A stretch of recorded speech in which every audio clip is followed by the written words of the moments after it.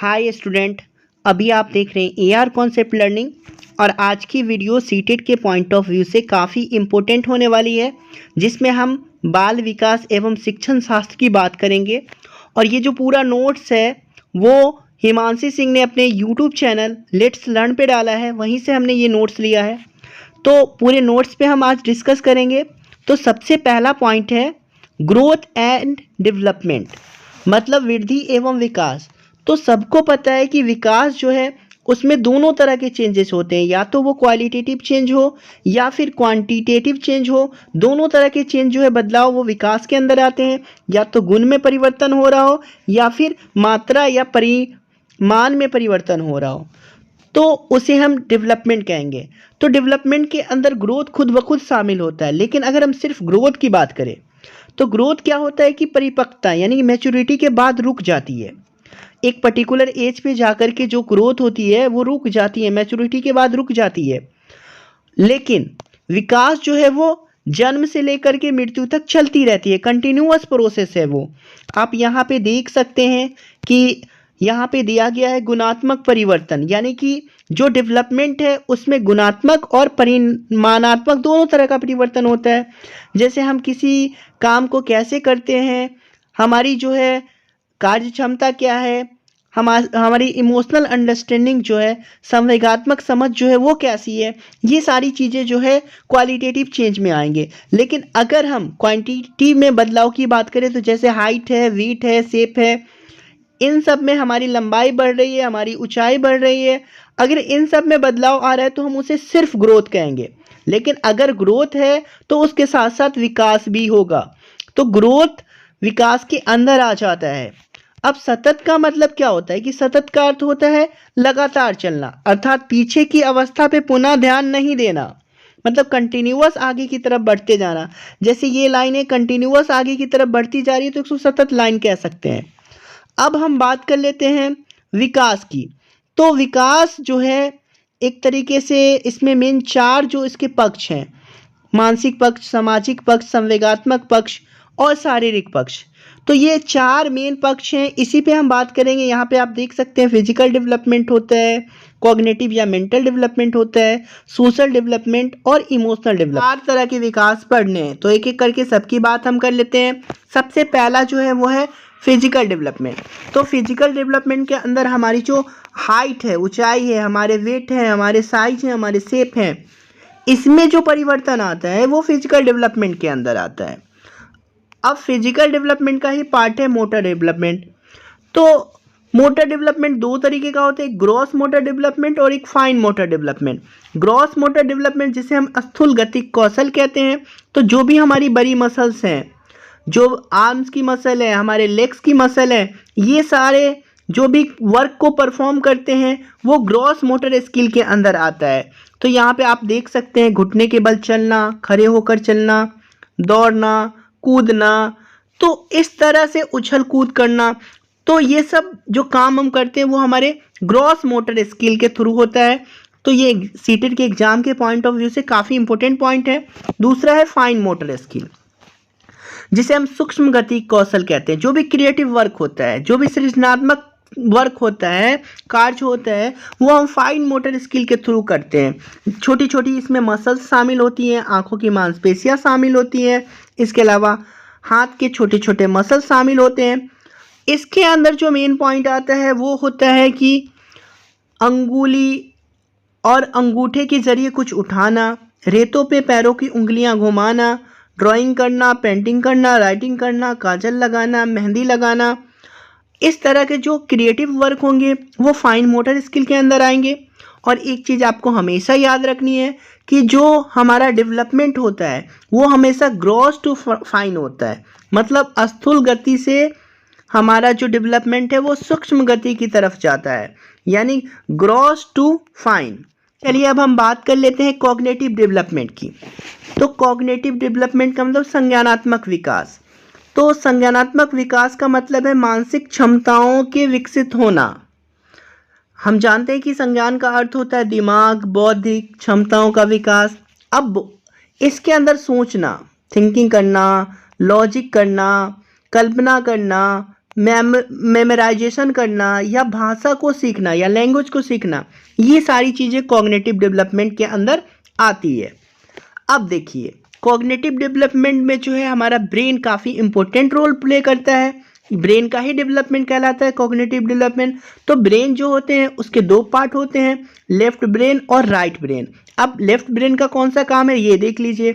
Logic करना मतलब तर्क करना जो है वो लेफ्ट ब्रेन का काम है, जबकि सृजनात्मक काम को करना, जो भी हमने अभी पढ़ा कि हमारे जो सूक्ष्म गतिक कौशल है यानी फाइन मोटर स्किल है, उसके थ्रू जो हम काम करते हैं वो क्रिएटिव वर्क होता है, तो वो हमारा राइट ब्रेन करता है।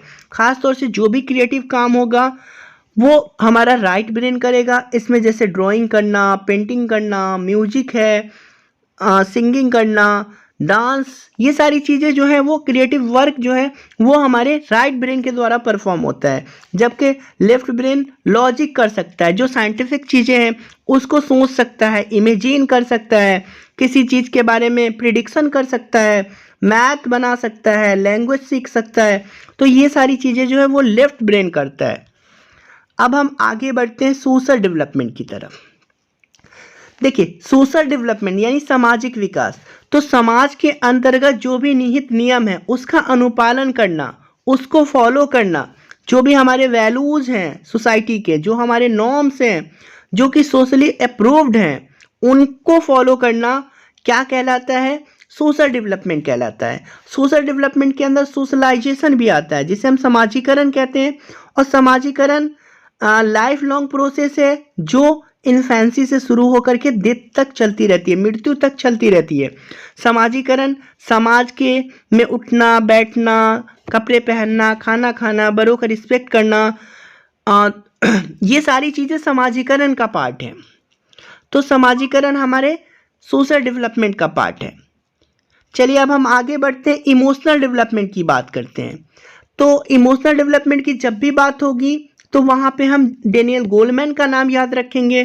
कॉग्निटिव डेवलपमेंट की बात होगी तो हम जीन पियाजे का नाम याद रखेंगे। सामाजिक डेवलपमेंट की बात होगी तो हम अल्बर्ट बंडूरा का नाम याद रखेंगे। तो इमोशनल डेवलपमेंट की बात अगर हम कर ले तो रैथस के अनुसार संवेग क्या है? एक तरीके का भावना है जो हमारे अंदर रंग भरता है। इमोशंस कलर्स आवर लाइफ, जो हमारी जिंदगी को कलरफुल बनाता है। इमोशनल डेवलपमेंट का मतलब होता है अबाउट नोइंग, किसी चीज़ के बारे में या अपने आप के बारे में जानना, अपने इमोशंस पे कंट्रोल करना, उसे मैनेज करना। अब यहाँ पे एक पॉइंट ये इम्पोर्टेंट दिया गया है कि इमोशन और कॉग्निशन जो है वो एक दूसरे से इंटर रिलेटेड है। अगर कोई मेंटली स्ट्रांग होगा तो वो इमोशनली भी स्ट्रांग होगा, मेंटली मैच्योर होगा तो वो इमोशन को भी कंट्रोल में रख सकता है, कौन सी सिचुएशंस में कैसे व्यवहार करना है वो सीख सकता है। जो भी इमोशनली सिचुएशंस होगा उसमें अपने आप को काबू रख सकता है। नेक्स्ट पॉइंट दिया गया है ग्रोथ एवं डेवलपमेंट की बात तो हम पहले भी कर चुके हैं, तो आगे हम करेंगे, फिर से दोबारा से कर लेंगे। इस दोनों में देखिए यहाँ पे खास डिफरेंस दिया गया है कि ग्रोथ और डेवलपमेंट में क्या डिफरेंस है। तो यहाँ पे मात्रा या परिमाणात्मक परिवर्तन जो होता है वो ग्रोथ होता है, जबकि डेवलपमेंट के अंदर इसके अंदर ग्रोथ शामिल होता है। डेवलपमेंट में ग्रोथ जो है खुद ब खुद शामिल होता है। अगर हम डेवलपमेंट की बात करें तो इसके अंदर ग्रोथ आता है, तो डेवलपमेंट में ग्रोथ शामिल होता है। अब इसमें क्या है, मात्रा या परिमाणात्मक परिवर्तन होता है ग्रोथ में, जबकि इसमें दोनों तरीके का परिवर्तन होता है। मात्रा में भी, क्वांटिटी में भी चेंज होता है और क्वालिटी में भी चेंज होता है, गुण में भी परिवर्तन आता है। वृद्धि जो है सिर्फ फिजिकल डेवलपमेंट से रिलेटेड है, जबकि हमारा जो बाकी का डेवलपमेंट है, चाहे वो इमोशनल हो, सोशल हो या कॉग्निटिव हो या फिर फिजिकल हो, वो सब आ जाएगा डेवलपमेंट के अंदर। वृद्धि का मापन सही से किया जा सकता है, लेकिन डेवलपमेंट का मापन जो है अवलोकन सही तरीके से नहीं किया जा सकता एक्यूरेट। इसमें हमारी संरचना जो होती है हमारे स्ट्रक्चर में चेंज होता है, जबकि इसके अंदर हमारे प्रक्रियात्मक जो परिवर्तन है, जो भी हमारे काम करने के परिवर्तन है, सोचने का जो चेंजेज है, किस तरह से हम सोचते हैं, ये सारी चीज़ें आती हैं। यह एक समय के बाद जो है ग्रोथ वो रुक जाता है, लेकिन जो डेवलपमेंट है वो जन्म से लेकर मृत्यु तक निरंतर चलता रहता है। तो ये चीज़ें बताई गई हैं। अब अगर हम नेक्स्ट पॉइंट की बात करें तो दिया गया है स्टेजेज ऑफ डेवलपमेंट। तो ये 4 मेन स्टेज हैं। इन्फेंसी शैशवावस्था 0 से 2 साल, अर्ली चाइल्डहुड 2 से 6 साल जिसे हम पूर्व बाल्यावस्था भी कहते हैं, लेटर चाइल्डहुड 6 से 12 साल और एडोलोसेंस यानी कि किशोरावस्था 12 से 18 साल। इसके अलावा अगर हम बात करें तो एडल्टहुड यानी प्रौढ़ावस्था होगी जो 19 साल से लेकर के मृत्यु तक की अवस्था होगी। अब यहाँ पे एक नोट दिया गया, WHO का मानना है कि 10 से 19 वर्ष का आयु वर्ग किशोरावस्था के अंतर्गत आता है। तो ये बातें आप याद रखिएगा, 10 से 19 वर्ष का आयु वर्ग जो है वो किशोरावस्था के अंतर्गत आता है। अब एक और नोट दिया गया है कि शैशवावस्था के पहले भी एक अवस्था होती है जिसे हम प्री नेटल अवस्था यानी प्रसव पूर्व की अवस्था कहते हैं। तो ये ध्यान रखिएगा, इस अवस्था में बच्चा गर्भ में रहता है यानी माँ के ही पेट में रहता है। इसका समय अंतराल 9 महीने 10 दिन होता है, या फिर आप 280 दिन याद रख सकते हैं या 40 सप्ताह याद रख सकते हैं। इस अवस्था का पूर्ण विकास गर्भवती माँ पर निर्भर करता है। ये खासतौर से माँ जिस तरह के डाइट लेंगी, माँ जिस तरह के इन्वायरमेंट में रहेगी, उसका पूरा का पूरा इफेक्ट बच्चों पे पड़ेगा। तो ये प्री नेटल डेवलपमेंट यानी प्रसव पूर्व जो है अवस्था है जो 280 दिनों की अवस्था होती है। चलिए अब हम बात कर लेते हैं इन्फेंसी की, शैशवावस्था। तो 0 से 2 साल की अवस्था होती है। इसमें बच्चा अपने सेंस ऑर्गन ज्ञानेंद्रियों के थ्रू सीखता है। मोटर एक्शन जो है गति क्रिया करके क्या करता है, वो सीखता है। ये बातें प्याचे ने कही थी। सेंसिटिव पीरियड कहा जाता है, खतरों से भरा हुआ पीरियड कहा जाता है। बच्चा कभी भी कुछ भी खतरे वाली चीज़ों को छू सकता है। इलेक्ट्रिक वायर अगर कहीं है तो उसे वो छू सकता है, आग को छू सकता है, कहीं से भी बच्चा कूद सकता है। तो खतरों से भरा पीरियड होता है। फिजिकल डेवलपमेंट या मेंटल डेवलपमेंट बहुत तेज़ी से होता है इस अवस्था में। चलिए अब हम दूसरी अवस्था की बात कर लें। बाद में भी हम सारी चीज़ों को फिर से दोबारा डिटेल में पढ़ेंगे। दूसरी अवस्था है पूर्व बाल्यावस्था जिसे हम अर्ली चाइल्डहुड कहते हैं। तो अर्ली चाइल्डहुड 2 से 6 साल की अवस्था होती है। इसे हम टॉय एज यानी खिलौने की अवस्था कहते हैं या खेलने की अवस्था भी कहते हैं, प्ले एज। ये एरिक एरिक्सन ने कहा है कि ये टॉय एज है, खेलने की अवस्था है। दूसरा है फास्टेस्ट लैंग्वेज डेवलपमेंट। तो जो पहली अवस्था थी उसमें क्या है कि लैंग्वेज का डेवलपमेंट नहीं हो पाता है ज़्यादा, लेकिन जो दूसरी अवस्था है 2 से 6 साल की, इसमें लैंग्वेज का डेवलपमेंट बहुत तेज़ी से होता है और बच्चा नकल करके जो मतलब कि इमिटेटिव बिहेवियर होता है वो बहुत ज़्यादा होता है, नकलची बंदर भी कहते हैं। नेक्स्ट पॉइंट ये है कि भाषा विकास के लिए पूर्व बाल्यावस्था जो है काफ़ी सेंसिटिव होता है, अभी हमने पढ़ा भी है।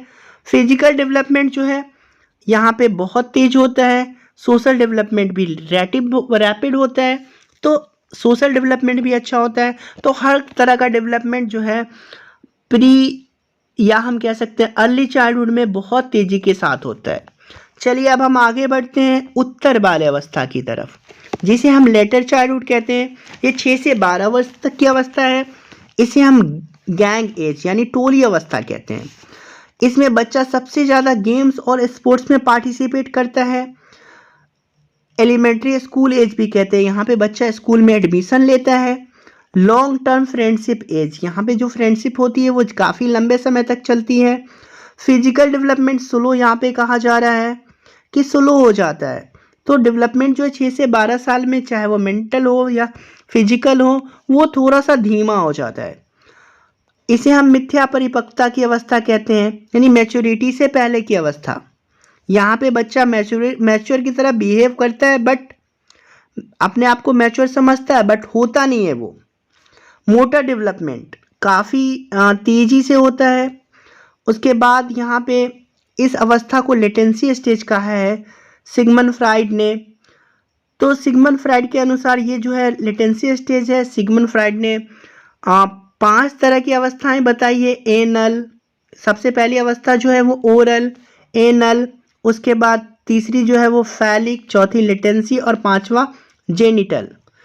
तो ये 5 तरह की अवस्था है जिसमें लेटेंसी पीरियड जो है वो 6 से 12 साल की अवस्था है, लेटेंसी स्टेज कहते हैं। और इंडस्ट्री वर्सेस इन्फेरियोरिटी, इन एरिक एरिक्सन की अगर हम थ्योरी पढ़े तो वहाँ पे उन्होंने 6 से 12 साल की अवस्था को इंडस्ट्री वर्सेस इन्फेरियोरिटी कहा है, मतलब बच्चे ग्रुप में रहना पसंद करते हैं। और लेटेंसी पीरियड कहा है फ्राइड ने कहा है कि जो 6 से 12 साल की अवस्था होती है ये लेटेंसी पीरियड होती है। और इसके अलावा अगर हम बात करें कॉन्क्रीट ऑपरेशनल स्टेज पियाजे ने कहा है। चलिए अब हम आगे बढ़ते हैं एडोलोसेंस की तरफ। तो ये एक तरीके से परिवर्तन का काल है, ट्रांजिशन पीरियड कहलाता है। संक्रमण का काल भी हम कह सकते हैं कि संक्रमण का काल है। सबसे गोल्डन पीरियड है, पूरी लाइफ का सबसे स्वर्णिम काल है। यहाँ पे हम बहुत कम बीमार पड़ते हैं, तो स्वर्णिम काल हम कह सकते हैं हमारी लाइफ का जो है, हमारी लाइफ का सबसे जो गोल्डन पीरियड है वो क्या है, किशोरावस्था है। इसके अलावा ये अवस्था तनाव और तूफान की भी अवस्था होती है। ये बातें हमारे स्टेनले हॉल साहब ने की है। लीडरशिप स्किल यहाँ पे बहुत ज़्यादा होती है। लैक ऑफ इमोशनल स्टेबिलिटी, मतलब इमोशनली काफ़ी वीक होते हैं। संवेगात्मक रूप से जो किशोर होते हैं वो काफ़ी वीक होते हैं, तुरंत झगड़ा लड़ाई करने पे उतारू हो जाते हैं। आइडेंटिटी क्राइसिस की बात कर ले हम, तो बच्चा यहाँ पे ये ढूंढता रहता है कि मैं कौन हूँ। एरिक एरिक्सन ने कहा है कि आइडेंटिटी वर्सेस रोल कन्फ्यूजन की अवस्था, इस अवस्था को कहा है, मतलब किशोर अपने आप को जो है ना तो बच्चा समझ पाता है ना ही बड़ा समझ पाता है, तो वो कन्फ्यूजन में रहता है कि हम बच्चे हैं या बड़े हैं। इसको हम कह सकते हैं ब्रीज पीरियड, जिसमें वो चाइल्डहुड और एडल्टहुड के बीच ब्रीज का काम करता है। इस अवस्था में एडोलोसेंस ईगोसेंट्रिज्म की बात की गई है कि ईगोसेंट्रिज्म जो है वो बहुत ज़्यादा होता है। जिस तरह से स्प्रिंग सीजन सबसे अच्छा सीजन कहा जाता है, उसी तरह से एडोलोसेंस जो है वो हमारी जो पूरी लाइफ है उसमें सबसे गोल्डन पीरियड है किशोरावस्था का। अब यहाँ पे देखिए ब्रीज की बात की गई है, ब्रीज की तरह काम करता है चाइल्डहुड और एडल्टहुड के बीच में। यहाँ में नेचर का मतलब होता है हेरिडिटी और नर्चर का मतलब होता है एनवायरनमेंट। और हेरिडिटी का मतलब होता है फिक्स्ड, जो चीज़ें फिक्स होती है पहले से हमें जीन के तौर पे अपने माँ बाप से विरासत में मिलती है, और एनवायरनमेंट, तो दोनों का इफेक्ट इंसान की लाइफ पे होता है। प्रिंसिपल ऑफ डेवलपमेंट की बात कर ले तो प्रिंसिपल ऑफ डेवलपमेंट, विकास सतत होता है, लगातार होता रहता है। विकास एक पर्टिकुलर ऑर्डर में होता है, क्रम में होता है। पहले क्या होता है कि बाल्यावस्था आती है, पहले शैशवावस्था, फिर बाल्यावस्था, फिर किशोरावस्था, फिर जो है प्रौढ़ावस्था आती है, तो एक क्रम में होता है। रेट ऑफ डेवलपमेंट जो है पर्सन टू पर्सन वेरी करता है, हर व्यक्ति जो है एक दूसरे से अलग होता है, तो इंडिविजुअल डिफरेंस पाया जाता है हर आदमी में। हमेशा विकास जो है सामान्य से विशिष्ट की ओर होता है, जनरल से स्पेसिफिक, पहले जनरल काम बच्चा करता है, फिर जो है वो स्पेसिफिक काम जो है वो करना शुरू करता है। Growth and development is product of both heredity and environment, हमने अभी पढ़ा तो कि प्रोडक्ट है ना कि वो एडिशन है। डेवलपमेंट इज प्रिडिक्टेबल, यानी कि डेवलपमेंट को हम पूर्वानुमान लगाया जा सकता है पहले से। There is a constant interactions between all factor of development, जो भी जितने भी फैक्टर हैं डेवलपमेंट के वो एक दूसरे से क्लोजली रिलेटेड होते हैं। All type of development are interrelated, यहाँ पे वही बातें कही गई हैं कि सभी तरह का जो विकास है वो एक दूसरे से क्या होता है, कनेक्टेड होता है। अब देखिए प्रिंसिपल ऑफ डायरेक्शन की अगर हम बात कर ले तो विकास सेफेलोकार्डल, मतलब कि सिर से पैर की तरफ होता है। दूसरा है प्रॉक्सिमोडिस्टल, मतलब हमेशा सेंटर से बाहर की तरफ। विकास जो है वो क्या होता है कि सेंटर से, केंद्र से बाहर की तरफ होता है, केंद्र से बाहर की तरफ होता है, केंद्र से बाहर की तरफ होता है विकास। तो ये बातें कही गई है। अब यहाँ पे बात की जा रही है इंडिविजुअल डिफरेंस की। तो इंडिविजुअल डिफरेंस अभी हमने पढ़ा कि दुनिया की प्रत्येक प्रजाति, चाहे वह ट्विंस क्यों ना हो, उसमें भी क्या होता है कि इंडिविजुअल डिफरेंस पाया जाता है। तो कोई भी प्रजातियां समान नहीं होती है। उदाहरण के लिए दो बंदर एक जैसे नहीं दिखते हैं, उसी तरह से दो जो मनुष्य होते हैं वो एक जैसे नहीं दिखते हैं। तो जितने भी स्पीसीज होते हैं, स्पीसीज में इंडिविजुअल डिफरेंस कॉमन होता है, वेरिएशंस जो है हमारी लाइफ को ब्यूटीफुल बनाता है, हमारे नेचर को कलरफुल बनाता है। वेरिएशन जो है हमारा नेचर का फैक्ट है and individuals are no exceptions to this, यानी कि इंसान भी इस एक्सेप्शन से नहीं बच पाया है। तो सभी इंसान में व्यक्तिगत विभिन्नताएं पाई जाती है। Respect individual difference and do not laugh to other, तो हम लोग दूसरे को देख करके, या तो फिजिकली वो हैंडीकैप हो तो उसको देख करके हम क्या करते हैं कि मजाक उड़ाते हैं। तो इंडिविजुअल डिफरेंस जो है हमारी खूबसूरती है, हमें उनकी रिस्पेक्ट करनी चाहिए। अब अगला पॉइंट कर रहा है they vary in terms of physical characteristics such as height, weight, strength, hair colour, सब में बदला अलग अलग होता है। किसी के हेयर कलर अलग तरीके काले होते हैं, किसी के उजले होते हैं, किसी के भूरे कलर के होते हैं। आंखें भी अलग अलग तरीके की होती है, नीली होती है, काली होती है। तो अलग अलग तरीके से क्या होते हैं कि डिफरेंस पाए जाते हैं। अगर हम बात कर ले तो कुछ आदमी काफ़ी डल होते हैं, कुछ डोमिनेंट होते हैं, कुछ क्रिएटिव होते हैं, कुछ जो है इंटेलिजेंट होते हैं। तो हर तरीके से डेवलपमेंट, इंटेलेक्चुअल डेवलपमेंट भी पाया जाता है। तो वेरिएशन जो है वो एंडलेस है, इतना ज़्यादा वेरिएशन होता है कि हम गिनती नहीं कर सकते, एंडलेस। चलिए अब हम बात कर लेते हैं यहाँ पे व्यक्तिगत विभिन्नताओं का आधार, यानी कि बेसिस ऑफ इंडिविजुअल डिफरेंस। तो कोई भी आदमी या तो इंटेलिजेंस की बेसिस पे, इंटरेस्ट की बेसिस पे, वैल्यूज़ की बेसिस पे, एप्टीट्यूड के बेसिस पे या पर्सनालिटी की बेसिस पे एक दूसरे से भिन्न हो सकता है, एक दूसरे से डिफ़र हो सकता है। और भी बहुत सारे रीज़न हो सकते हैं डिफ़र होने के। अब यहाँ पे दिया गया है कि विद्यालय में यूनिफॉर्म आवश्यक है, परंतु एक शिक्षक के लिए टीचिंग टेक्निक में यूनिफॉर्म एक समान होना आवश्यक नहीं है। यानी कि सभी टीचर एक जैसी टेक्निक से पढ़ाए ये ज़रूरी नहीं है, क्योंकि प्रत्येक बच्चे के पास अपनी अलग अलग अभिरुचि होती है। तो उनकी अभिरुचियों को देख करके, उनकी अभिक्षमताओं को देख करके टीचर उसके हिसाब से अपने जो शिक्षण मेथड है, शिक्षण टेक्निक है, पढ़ाने का तरीका है, उसमें वो बदलाव करते रहते हैं। तो हर टीचर अलग अलग तरह की टेक्निक्स को यूज करते हैं और बच्चों से ज्ञान को साझा करते हैं। शिक्षक के लिए क्या है कि यूनिफॉर्म इंस्ट्रक्शन जो है ज़रूरी नहीं है, बल्कि उन्हें विभेदी अनुदेशन दिया जाना चाहिए। यदि बच्चों का ग्रुप बनाया जाए तो उसमें क्या है कि जो हेट्रोजेनस ग्रुप है उस तरह का ग्रुप बनाया जाए, ना कि होमोजेनस ग्रुप बनाया जाए। ठीक है, होमो का मतलब होता है एक जैसे। तो सभी इंटेलिजेंट बच्चों को अगर एक ग्रुप में रख दिया जाए तो प्रॉब्लम होगी। वैसे भी बनाया जा सकता है, बट ज़्यादा अच्छा होगा कि अगर हम हेट्रोजेनस ग्रुप बनाएं, एक बच्चा इंटेलिजेंट का रखे, एक एवरेज को रखे, एक बिलो एवरेज को रखे और उसका ग्रुप बना ले, तो एवरेज बच्चा इंटेलिजेंस बच्चे से सीखेगा। इंडिविजुअल डिफरेंस को देखते हुए बनाया जाना चाहिए। अब अगर हम बात कर ले इंडिविजुअल डिफरेंस की, तो यहाँ पे आनुवांशिक और एक्वायर्ड दो तरह के जो है बेसिस पे डिफरेंस पाए जाते हैं। जैसे हमारे फिजिकल, मेंटल या टेम्परामेंटल जो डिफरेंस होते हैं वो हमारी हेरिडिटी का पार्ट होता है। एक्वायर्ड की बात करें तो इसमें सोशल, कल्चरल, एजुकेशनल और इमोशनल चीज़ें आती हैं। चलिए अब हम बात कर लेते हैं मोटिवेशन की।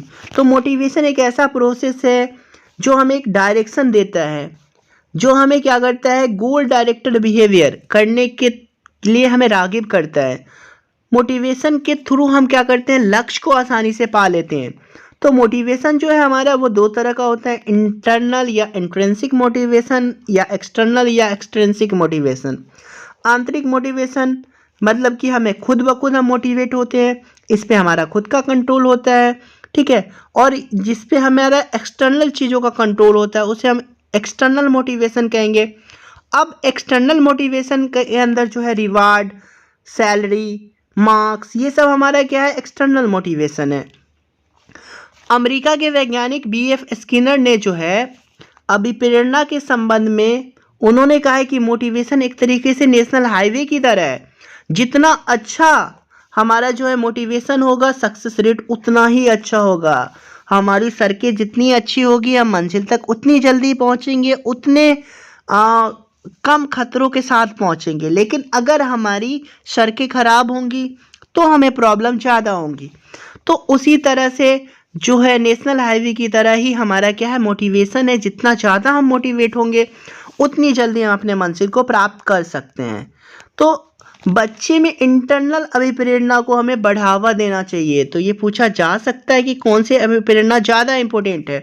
तो इंटरनल जो है खुद ब खुद जो है उसके अंदर किसी काम को करने के प्रति जागरूकता पैदा हो, ये ज़्यादा इम्पोर्टेंट है। अब देखिए, अभिप्रेरणा के अगर हम चक्र की बात करें, साइकिल की बात करें, साइकिल ऑफ मोटिवेशन, तो सबसे पहले नीड आता है, फिर ड्राइव, प्रनोद होता है, फिर उत्तेजना। फिर जो है उत्तेजना की बेसिस पे हम क्या करते हैं, जब हम उत्तेजित हो जाते हैं कि हमें इस काम को करना है, तब हम दिशा निर्देशित व्यवहार करते हैं और तब हमें सफलता प्राप्त हो जाती है। और जब सफलता प्राप्त होती है तो हमारा जो नीड होता है वो रिडक्ट हो जाता है, मतलब उसमें कमी आ जाती है। तो इस तरह से मोटिवेशन के थ्रू जो है हम अचीवमेंट हासिल कर लेते हैं, उपलब्धि हासिल कर लेते हैं और हमारी नीड जो है वो ख़त्म हो जाती है। फिर नई नीड जो है वो स्टार्ट होती है। तो जब भी मोटिवेशन होगा तो वो नीड से शुरू होगा और रिडक्शन जब नीड का हो जाएगा तब वो ख़त्म हो जाएगा। तो नीड, ड्राइव और रिडक्शन, ये तीन चीज़ें ज़्यादा इंपॉर्टेंट है। और बीच का जो पॉइंट है उत्तेजना, उसके अलावा दिशा निर्देशन व्यवहार या अचीवमेंट, ये सब जो है ड्राइव और रिडक्शन के बीच में आएगा। चलिए अब हम बात कर लेते हैं कि यहाँ पे एक पॉइंट दे दिया गया है याद करने के लिए कि मध्याह्न भोजन जो है, मिड डे मील की शुरुआत 1995 में हुई थी। तो ये ध्यान रखिएगा। अब यहाँ पे बात की जा रही है फिजिकल नीड, यानी शारीरिक अवस्था, सर्वाइवल नीड, अस्तित्व की ज़रूरत, food, water, shelter, sleep, mid day meal, ये सारी चीज़ें जो है वो हमारी फिजिकल नीड है, शारीरिक आवश्यकताएं हैं। अब हम बात कर लेते हैं, अब्राहम मोस्ले ने जो नीड की हायरार्की दी है, आवश्यकता का जो अनुक्रम दिया है कि हमें आवश्यकता कैसे कैसे होती है। तो ये 5 मेन जो हायरार्की है वो याद रखना है आपको। सबसे पहला क्या है, फिजियोलॉजिकल नीड, जो भी हमारी सबसे बेसिक ज़रूरियात होती है उसे हमें सबसे पहले पूरा करना है। जैसे हवा, पानी, खाना, सोना, कपड़े पहनना, ये सारी चीज़ें हमारी बेसिक नीड है। रिप्रोडक्शन करना, ये सब हमारी बेसिक नीड है। उस जब नीड को हम पूरा कर लेते हैं तब हम दूसरी नीड की तरफ बढ़ते हैं, जिसका नाम है सेफ्टी नीड। सेफ्टी नीड का मतलब है हमें पर्सनल सिक्योरिटी चाहिए, हमें घर चाहिए, हमें जो है बारिश से बचने के लिए घर चाहिए, तूफान से बचने के लिए, धूप से बचने के लिए घर चाहिए। तो हमें सेफ्टी चाहिए, हमें अपना एम्प्लॉयमेंट चाहिए, हमें रिसोर्स चाहिए, हमें अपनी जो हेल्थ है वो चाहिए, हमें प्रॉपर्टी चाहिए। तो ये सारी चीज़ें जो है सेफ्टी नीड के अंदर आ जाएंगी। जबकि तीसरा जो है वो है लव या बिलोंगिंगनेस, प्रेम व अपनत्व की आवश्यकता। तो इसमें किसी से दोस्ती करना, किसी के साथ रिलेशनशिप में रहना, फ्रेंड्स बनाना, फैमिली बनाना, यानी सेंस ऑफ कनेक्शंस की बात की जा रही है। संबंध का कनेक्शन जब शुरू होगा तो उसे हम लव कहते हैं। तो ये तीसरा लेवल पे आता है ये हायरार्की। जब हमारी सेफ्टी की नीड पूरी हो जाएगी तब हमें हमारे अंदर लव नीड आएगा। फिर चौथा है एस्टीम, यानी सम्मान की आवश्यकताएं। तो जब हमारे अंदर फ्रेंडशिप हो जाती है तो हमें, अब हम चाहते हैं कि समाज में हमें सम्मान मिले, दूसरे लोग हमारी रिस्पेक्ट करें। तो चौथा जो है वो स्टीम है। और पांचवा सेल्फ एक्चुअलाइजेशन, आत्मसिद्धि, मतलब desire to become the most that one can be, मतलब हमें जो पाना था हमने सारी चीज़ें पा ली है, अब हमें किसी चीज़ की लालसा नहीं है, हमें किसी चीज़ की लालच नहीं है। तो अपने आप को सेटिस्फाई कर लेना। तो इस अवस्था तक बहुत कम लोग पहुंच पाते हैं, लास्ट वाली जो अवस्था है वहाँ तक। चलिए, तो ये मॉस्लो की हायरार्की आप याद रखिएगा। फिजियोलॉजिकल नीड, शारीरिक अवस्थाएं, सुरक्षात्मक नीड यानी सेफ्टी नीड, तीसरा लव नीड, चौथा स्टीम और पांचवा आत्मसिद्धि। चलिए अब हम बात कर लेते हैं आईक्यू की। आईक्यू के आधार पे जो वर्गीकरण है वो किस तरह का है, लोगों का वर्गीकरण। लोगों को जो वर्गीकरण किया गया यहाँ पे दिया गया कि अल्बर्ट आइंस्टीन की जो आईक्यू थी वो 160 से भी ज़्यादा थी। अल्बर्ट आइंस्टाइन वो काफ़ी जीनियस थे। चलिए अब हम बात कर लेते हैं स्टैनफोर्ड इंटेलिजेंस स्केल के हिसाब से जीनियस जो होगा उसकी आईक्यू 140 एबव होगा। वेरी सुपीरियर जो होगा वो उसकी आईक्यू 120 से 139 के बीच होगी। सुपीरियर 110 से 119 और सबसे इम्पोर्टेंट है एवरेज। एवरेज आपको याद रखना है, एवरेज 90 से 109 की जो IQ होगी उसे हम एवरेज कहेंगे, और उसके नीचे डल 80 से 89, उसके बाद ब्रॉड लाइन डिफिशियंसी 70 से 79। ये दोनों को एक साथ रख करके हम क्या कह सकते हैं, फीबल माइंडेड कह सकते हैं। इस दोनों को एक साथ रख के हम फीबल माइंडेड कह सकते हैं, जिसकी IQ क्या होगी, मतलब 70 से 90 के बीच। उसके बाद जो है मोरॉन 50 से 70, इम्बेसाइल 20 से 50 और ईडियट जिसकी IQ सबसे कम होगी 0 से 20 साल। तो ईडियट को जो है हम इसमें से हम ईडियट को क्या कर सकते हैं कि हमेशा मेंटल हॉस्पिटल या केयर में की ज़रूरत है उसको। इम्बेसाइल को हम ट्रेन कर सकते हैं, मोरोन को हम एडुकेट कर सकते हैं, जबकि जो फीबल माइंडेड है या डल और ब्रॉडर लाइन है इसे हम एवरेज में ला सकते हैं कोशिश करके। तो ये चीज़ें हैं। यहाँ पे ये दिया गया है कि इंटेलिजेंस शब्द की उत्पत्ति लैटिन भाषा का शब्द जो है इंटेलेजर से हुआ है, जिसका मतलब होता है टू अंडरस्टैंड, किसी चीज़ को समझना। इंटेलिजेंस जो है हेरिडिटी से अधिक प्रभावित होता है, जो हमारे इन्वायरमेंट उससे कम लेकिन हमारी हेरिडिटी से ज़्यादा अफेक्टेड होता है। Intelligence is ability to reason, adapt and learn. तो रीजनिंग करना, एडेप्टेशन करना, कुछ प्रॉब्लम को सॉल्व करना, कुछ सीखना, ये सारी इंटेलिजेंस की एबिलिटी है। चलिए अब हम बात कर लेते हैं कंसेप्ट ऑफ IQ। IQ की बात कर ले तो IQ जो है वो mental as by chronological age into 100, मतलब मानसिक आयु बाय वास्तविक आयु इंटू 100 करके जो है टर्मन ने ये बातें कही थी। खासतौर से टर्मन ने IQ का जो है डिफिनेशन दिया था। यदि किसी बच्चे की रियल आयु 10 साल है, उसकी दिमागी आयु 12 साल है, तो IQ क्या होगा 12/10 इंटू 100। जब इसे हम कट करेंगे तो 120 आएगी, मतलब वेरी इंटेलिजेंट के अप्रॉक्स आएगी। एवरेज IQ 90 से 110, ये हम जानते हैं पहले से। क्रोनोलॉजिकल एज मतलब बायोलॉजिकल एज को ही कहते हैं, जो हमारा वास्तविक आयु होता है उसको क्रोनोलॉजिकल एज कहते हैं। चलिए अब हम बात कर ले तो सबसे पहला इंटेलिजेंस टेस्ट जो है, पहला बुद्धि परीक्षण अल्फ्रेड बीने और साइमन ने मिलकर दिया था। साइमन उनके छात्र थे, लेकिन 1908 में जो है बीने ने अपने बुद्धि परीक्षण को संशोधित किया था और यहाँ पे उन्होंने मेंटल एज का कॉन्सेप्ट दिया था। फिर 1912 में जो है IQ का कॉन्सेप्ट विलियम स्टर्न के द्वारा दिया गया था। विलियम स्टर्न ने जो है IQ का कॉन्सेप्ट दिया। चलिए अब हम बात कर लेते हैं, नेक्स्ट पॉइंट है सृजनात्मकता और बुद्धि, क्रिएटिव और इंटेलिजेंस की बात की जा रही है। तो क्रिएटिविटी और इंटेलिजेंस की अगर हम बात कर ले तो बहुत सारे रिसर्चेज हुए हैं जिसमें क्रिएटिविटी और इंटेलिजेंस का जो रिजल्ट है वो हमेशा पॉजिटिव होता है। दोनों का जो रिलेशंस होता है वो हमेशा पॉजिटिव होता है। अगर कोई क्रिएटिव होगा तो वो इंटेलिजेंट भी होगा, और इंटेलिजेंट अगर है तो क्रिएटिव हो सकता है, बट ज़रूरी नहीं है। हाई IQ है तो ज़रूरी नहीं कि वो क्रिएटिव होगा, लेकिन अगर जो क्रिएटिव होगा उसकी IQ जरूर 100% हाई होगी, लेकिन जिसकी IQ हाई होगी वो क्रिएटिव हो, ये ज़रूरी नहीं है। चलिए यहाँ पे ट्रिक से याद रख लेते हैं, जो क्रिएटिव लोग हैं वो FFOE यानी फ्लुएंस होंगे, फ्लेक्सिबल होंगे, ओरिजिनल काम करेंगे, एलोबरेट करेंगे किसी काम को, तो उसके अंदर जो है क्रिएटिविटी होगी। JP गिलफर्ड ने थिंकिंग को 2 भाग में बांटा है, एक डाइवर्जेंट थिंकिंग और दूसरा कन्वर्जेंट थिंकिंग। तो डाइवर्जेंट थिंकिंग का मतलब open ended, related to creativity, out of box सोचना, बॉक्स से बाहर जाके सोचना, और मल्टीपल सॉल्यूशन के बारे में ध्यान देना। तो जो भी आदमी क्रिएटिव होगा उसके अंदर डाइवर्जेंट थिंकिंग होगी, लेकिन किसी के अंदर अगर डाइवर्जेंट थिंकिंग है तो ज़रूरी नहीं कि वो क्रिएटिव हो। कन्वर्जेंट थिंकिंग का मतलब होता है कि क्लोज एंडेड, यानी कि कम से कम सॉल्यूशन के बारे में सोचना। ये जो है इंटेलिजेंस से रिलेटेड होता है, लेकिन क्रिएटिविटी वो इंटेलिजेंस से रिलेटेड नहीं होता है।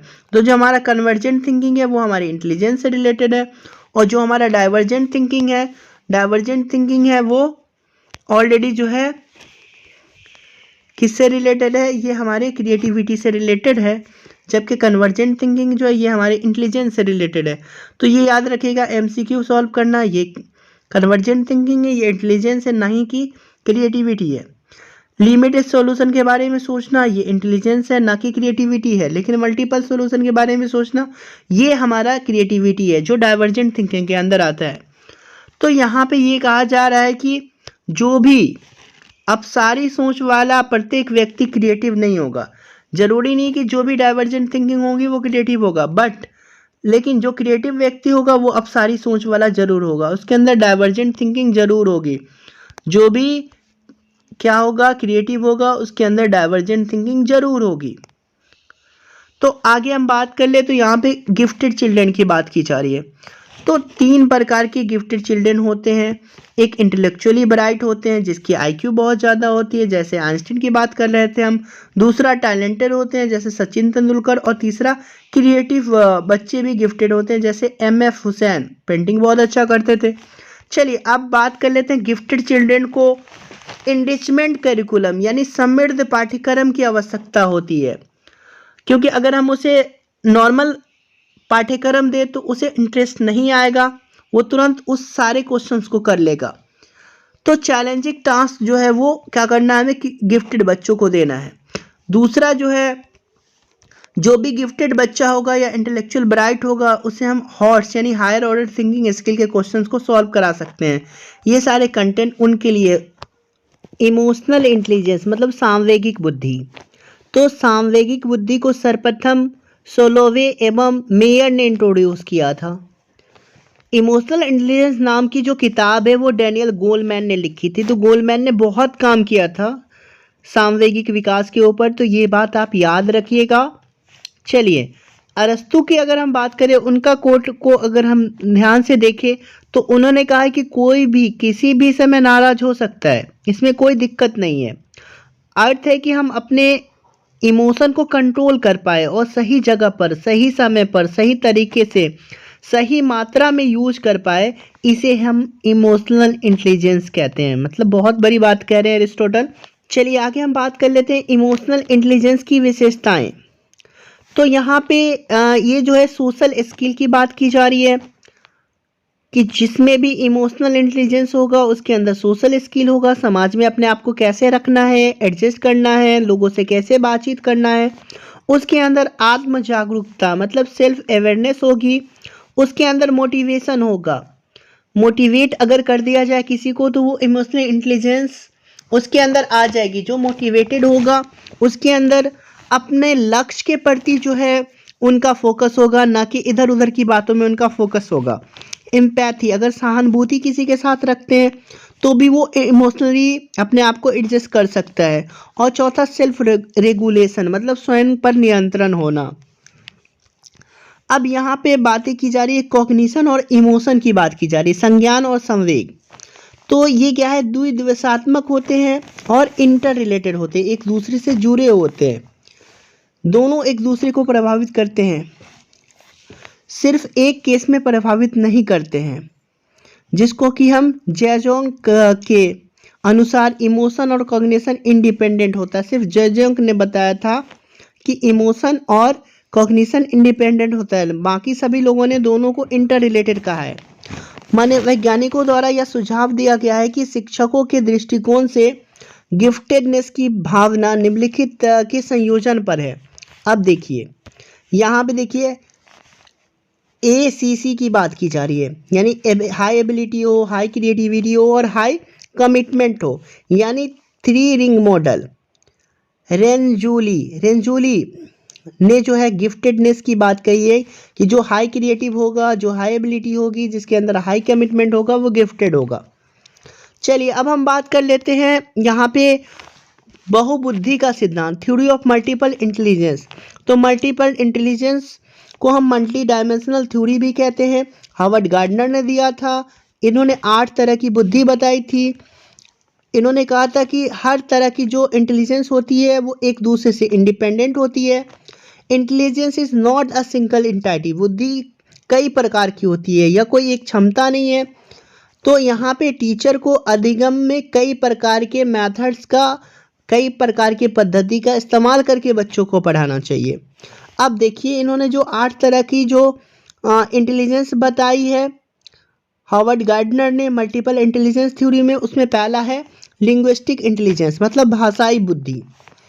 मतलब जो भी आसानी से अच्छी तरीके से लैंग्वेज का इस्तेमाल करता है, चाहे वह लिखने में, बोलने में, चाहे डिबेट करने में, तो उसे हम कहेंगे कि उसके अंदर लिंग्विस्टिक इंटेलिजेंस यानी भाषाई बुद्धि है। जैसे रविंद्रनाथ टैगोर, स्वामी विवेकानंद, ये लोग पोएट भी थे, राइटर्स भी थे, अच्छे वक्ता भी थे। तो हम कह सकते हैं कि इनके अंदर भाषाई बुद्धि बहुत ज़्यादा थी। दूसरा है लॉजिकल मैथमेटिकल, मतलब तर्कपूर्ण बुद्धि, जिसमें तर्क करने की क्षमता हो, साइंटिफिक थिंकिंग करने की एबिलिटी हो। तो जो साइंटिस्ट होंगे उन लोगों के अंदर लॉजिकल मैथमेटिकल जो एबिलिटी है वो ज़्यादा होगी। जैसे Albert Einstein, APJ Abdul Kalam. तो यहाँ पे एपीजे अब्दुल कलाम की आप पिक भी देख रहे होंगे। चलिए अब नेक्स्ट है स्पेशल इंटेलिजेंस। तीसरा जो मल्टीपल इंटेलिजेंस थ्योरी दी है हार्वर्ड गार्डनर ने, उसमें उन्होंने बताया स्थानिक बुद्धि की बात, जिसमें उन्होंने कहा है कि जो स्थानिक बुद्धि होती है इसमें ख़ास तौर से कुछ जो है क्रिएट करने की क्षमता होती है। जैसे यहाँ पे मूर्तिकार हैं, पेंटर हैं, आर्किटेक्ट हैं, इंटीरियर डेकोरेटर हैं, आंतरिक सज्जाकार हैं, या फिर मानचित्रकार है। ये सब सारे जो है वो आ जाएंगे स्पेशल इंटेलिजेंस यानी स्थानिक बुद्धि के अंदर, ऐसे लोग आएंगे according to Harvard Gardner. Fourth है म्यूजिकल इंटेलिजेंस, मतलब संगीती बुद्धि, मतलब संगीत के प्रति जिसमें रुचि ज़्यादा होगी। Sensitivity to musical rhythms and patterns.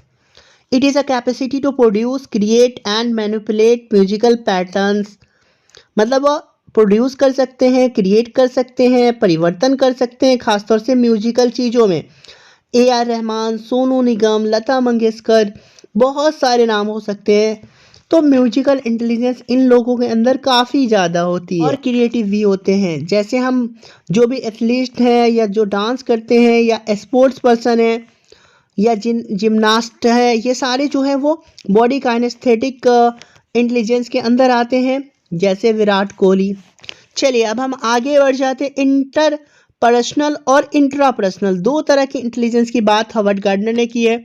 तो इंटरपर्सनल जो होता है वो दूसरों के बारे में ज़्यादा नॉलेज रखना, दूसरे के व्यवहार व भावनाओं को समझना, इसको हम इंटरपर्सनल इंटेलिजेंस यानी कि अंतर्वैयक्तिक बुद्धि कह सकते हैं, जो मदर टेरेसा के अंदर बहुत ज़्यादा थी, गांधी जी के अंदर बहुत ज़्यादा थी। चलिए इंट्रापर्सनल यानी अंतःवैयक्तिक बुद्धि, खुद के बारे में ज़्यादा से ज़्यादा नॉलेज होना, अपने आप के बारे में सेल्फ अवेयरनेस होना, ऑन फीलिंग, अपने मोटिवेशन, अपने एग्जिस्टेंस, इन सब के बारे में, अपनी लाइफ, अपने डिज़ायर के बारे में सोचना। तो ये इंट्रापर्सनल आ जाएगा। यहाँ पे देखिए आप गौतम बुद्ध को देख सकते हैं, इन्हें ज्ञान की प्राप्ति हुई थी, इन्हें खुद ब खुद ज्ञान की प्राप्ति हुई थी। एरिस्टोटल हैं, जो भी फिलोसफर होते हैं, ये सारे जो है क्या होते हैं कि ये इनके अंदर इंटरपर्सनल इंटेलिजेंस बहुत ज़्यादा है। और चौथा जो है वो है नेचुरलिस्टिक यानी कि प्राकृतिक बुद्धि।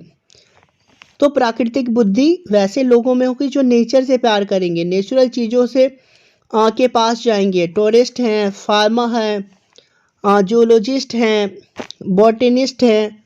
तो इन लोगों के अंदर नेचुरल वर्ल्ड के प्रति सेंसिटिविटी होती है। तो हम कह सकते हैं कि इसके अंदर प्राकृतिक बुद्धि है, ये अपने एनवायरनमेंट को हरा भरा रखना चाहते हैं।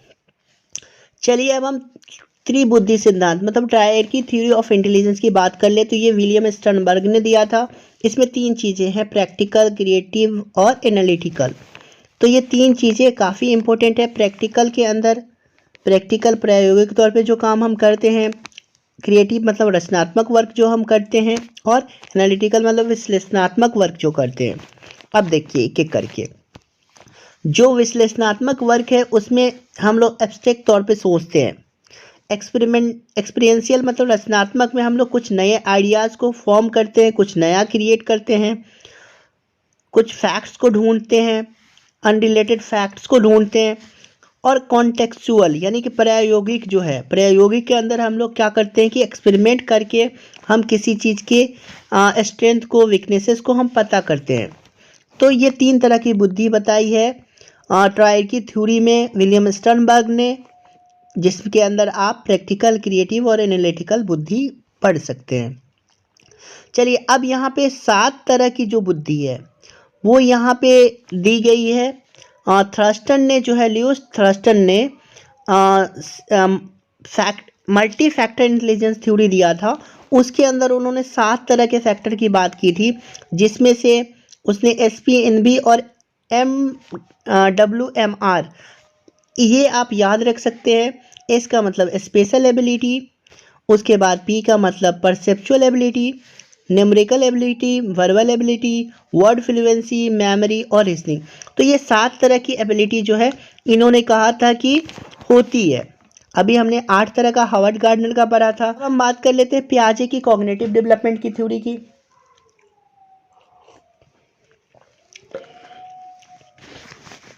संज्ञानात्मक विकास, तो देखिए ये काफ़ी इंपॉर्टेंट थ्योरी है, इससे काफ़ी सवाल आते हैं। तो कॉग्निटिव डेवलपमेंट जो है उसे हम बौद्धिक विकास भी कहते हैं। पियाजे जो है वो स्विट्जरलैंड के थे, इसलिए स्विस साइकोलॉजिस्ट उसे कहा जाता है। इन्होंने बच्चों को सक्रिय निर्माता यानी एक्टिव कंस्ट्रक्टर के तौर पे माना है।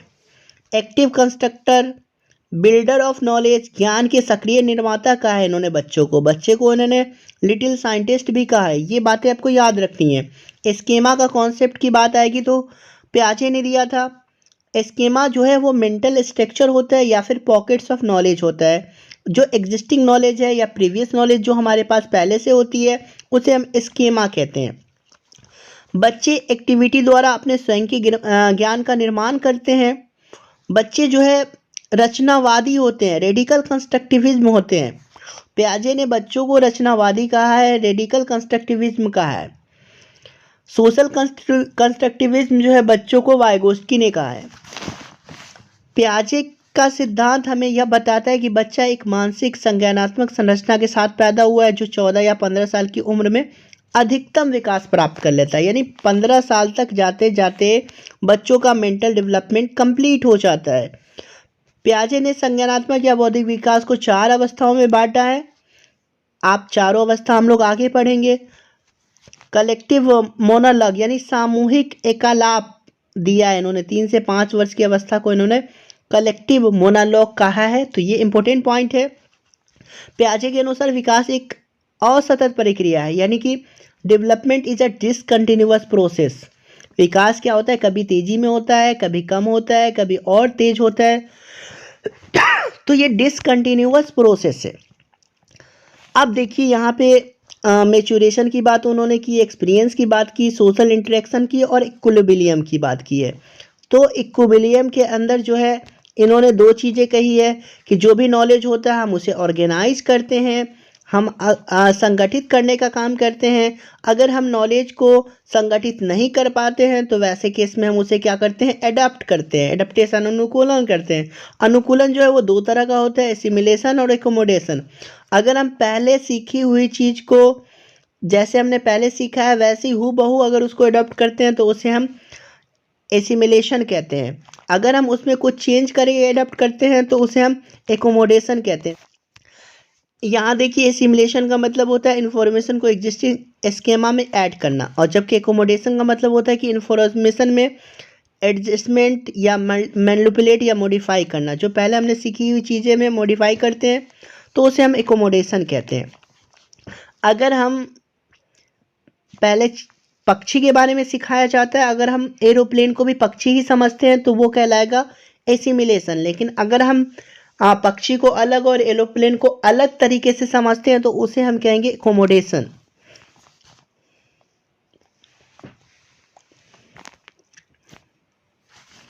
देखिए यहाँ पे पियाजे ने जो है 4 अवस्थाएं दी है। पहली अवस्था है सेंसरी मोटर, दूसरी है प्री ऑपरेशनल, तीसरी है कॉन्क्रीट ऑपरेशनल और चौथी है फॉर्मल ऑपरेशनल। मतलब संवेदी, पूर्व संक्रियात्मक, मूर्त संक्रियात्मक और औपचारिक संक्रिया अवस्था। अब देखिए सेंसरी मोटर स्टेज में क्या होता है, इसके अंदर जो है गत्यात्मक अवस्था, इसको हम कहते हैं इंद्रिय गामक, मतलब इंद्रिय के थ्रू सारा काम होता है, सारी चीज़ें हम सीखते हैं। संवेदी पेशी अवस्था भी कहा जाता है इसे। सेंसरी मोटर स्टेज जन्म से 2 वर्ष की आयु है। इसको हम सबसे इम्पोर्टेंट पॉइंट है वस्तु अस्थायी अवस्था, मतलब ऑब्जेक्ट परमानेंस की अवस्था कहते हैं। Out of sight out of mind, ये वाला कॉन्सेप्ट खत्म हो जाता है। अब वो आउट ऑफ साइट के बाद भी माइंड में रहती है वो चीज़ें। इस अवस्था के अंत तक ये जो डेवलपमेंट है बच्चों के अंदर हो जाता है। डिफर्ड इमिटेशन मतलब विलंबित अनुकरण, वो नकल करता है लेकिन देर से करता है। लक्ष्य निर्देशित व्यवहार मतलब गोल डायरेक्टेड बिहेवियर वो करता है। बच्चों की इंद्रियां ही शिक्षक होती है, हमने पहले भी पढ़ा कि सेंस के थ्रू वो सीखता है। इस अवस्था में बच्चे हाथों व आंखों से सोचते हैं, अर्थात अपनी ज्ञानेंद्रियों से दुनिया की समझ विकसित करता है। तो ये बातें कही है, think with eyes, hand and years. चलिए दूसरी अवस्था प्री ऑपरेशनल स्टेज, जिसे हम पूर्व संक्रियात्मक अवस्था कहते हैं। इसमें लॉजिक की कमी होती है, तर्क शक्ति नहीं कर पाता है बच्चा। रिवर्सिबिलिटी यानी कि पलट के सोचने की क्षमता बच्चों के अंदर नहीं होती है। पानी बर्फ बन सकता है और बर्फ पानी बन सकता है, ये वह नहीं समझ सकता है। एनिमिज्म यानी निर्जीव सजीव नासमझ उसमें होती है। ईगोसेंट्रिज्म, पूरी दुनिया उसी के लिए बनाई गई है। ये प्री ऑपरेशनल की बात की जा रही है, 2 से 7 साल की बात की जा रही है। इस अवस्था में बच्चों को लगता है कि जैसा मैं सोचता हूँ वैसा ही पूरी दुनिया सोचती है। सिंबॉलिक थॉट यानी कि लैंग्वेज का ज्ञान, ABCD क ख ग ये सब शुरू हो जाता है। लैक ऑफ कंजर्वेशन, संरक्षण की कमी होती है, वो चीज़ों को इकट्ठा नहीं रख सकते हैं। और ये जो है सेंट्रेशन यानी केंद्रीकरण की स्टेज कही जाती है। तो सबसे इम्पोर्टेंट पॉइंट जो है इसके अंदर वो ईगोसेंट्रिज्म, मतलब कि प्री ऑपरेशनल स्टेज में ईगोसेंट्रिज्म जो होती है वो बहुत ही बड़ी कैरेक्टरिस्टिक है, इसे आप याद रखिएगा। चलिए अब हम तीसरी अवस्था की तरफ बढ़ते हैं। तीसरी अवस्था का नाम है कॉन्क्रीट ऑपरेशनल स्टेज, मतलब मूर्त संक्रियात्मक अवस्था। मूर्त चीज़ों के प्रति लॉजिक यानी तर्क शक्ति का ज्ञान होना। इसके अलावा जो है वस्तुओं का वर्गीकरण, क्लासिफिकेशन कलर शेप साइज के आधार पे कर लेते हैं। यहाँ पे जो है लॉजिक करने की कैपेसिटी डेवलप्ड हो जाती है, रिवर्सिबिलिटी भी डेवलप्ड हो जाती है। वस्तुओं का वो संरक्षण भी करने लगता है, वस्तुओं को सजाना, बढ़ते क्रम में लगाना, घटते क्रम में लगाना वो शुरू कर देता है। और डिसेंट्रेशन विकेंद्रीकरण, वहाँ पे सेंट्रेशन था, यहाँ पे डिसेंट्रेशन हो गया है, विकेंद्रीकरण। वो अपने आप ईगोसेंट्रिज्म वहाँ पे होती है प्री ऑपरेशनल स्टेज में, लेकिन कंक्रीट में जो है वो ख़त्म हो जाती है और डिसेंट्रेशन हो जाता है। यहाँ पे ट्रिक दिया गया CCS, मतलब कंजर्वेशन कर सकता है, क्लासिफिकेशन कर सकता है और सीरिएशन, सीरीज में किसी चीज़ को लगा सकता है बढ़ते या घटते क्रम में, असेंडिंग और डिसेंडिंग ऑर्डर में। चलिए तो इसके अंदर की जो सबसे इम्पोर्टेंट पॉइंट है वो है बच्चों के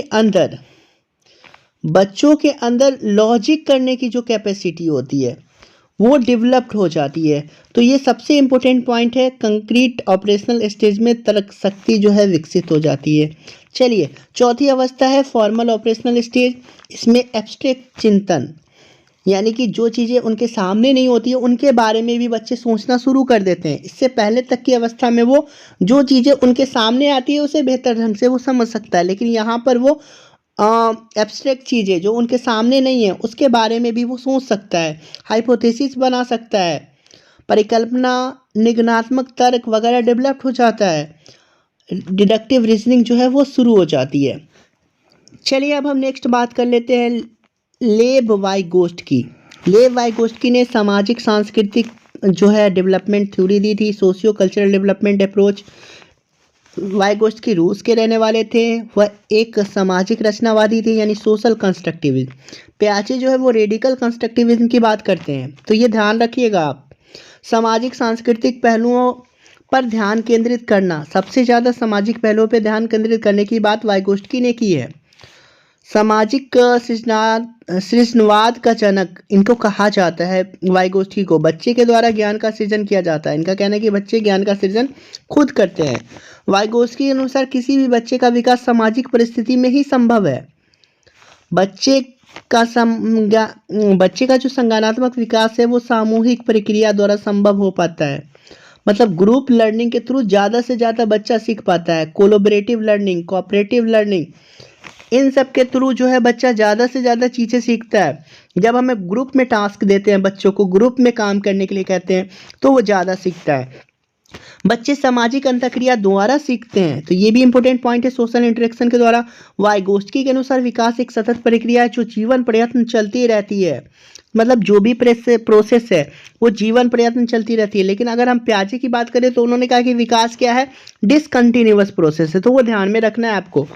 कि वाइगोस्टिन ने कंटिन्यूअस प्रोसेस कहा है विकास को, लेकिन पियाजे ने डिसकंटिन्यूअस प्रोसेस कहा है। विकास एक सामाजिक प्रक्रिया है जो सामाजिक अंतःक्रिया पर निर्भर करता है तथा इस सामाजिक अधिगम के फलस्वरूप संज्ञानात्मक विकास संभव होता है। तो ये बातें कही गई हैं।